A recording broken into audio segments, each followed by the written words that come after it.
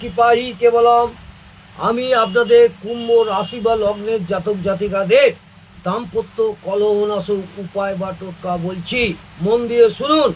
কুম্ভ লগ্ন অথবা রাশি জন্ম যাদের, সেই সব জাতক জাতিকাদের দাম্পত্য জীবন সুখময় করে তোলার জন্য কি করবেন?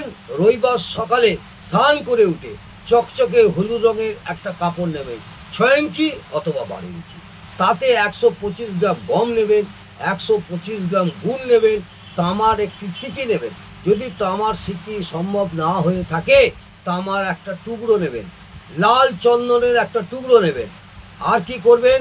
5টি লাল করবী ফুল নেবেন, নিয়ে কাপড়টি পুডলি আকারে বেঁধে ধূপ এবং বাতি দেখিয়ে কোনো পাহাড়ি স্থানের পাশে গর্ত খুঁড়ে পুঁতে দেবেন এবং পোতার সময় আপনি এই মন্ত্রটি 51 বার জপ করবেন। ওম ঘৃণী সূর্যায় নমঃ, ঘৈরী মূর্ধন্যয় হস্যই, ওম ঘৃণী সূর্যায় নমঃ। 51 বার এই মন্ত্রটি জপ করে আপনি পুডলিটিকে গর্তে ঢুকিয়ে দিয়ে আপনি চলে আসবেন। দেখবেন কুম্ভ রাশি বা লগ্নের জাতক জাতিকাদের, সাধারণত এদের কুম্ভ লগ্নের জাতক জাতিকাদের দাম্পত্য সুখময় হয় না।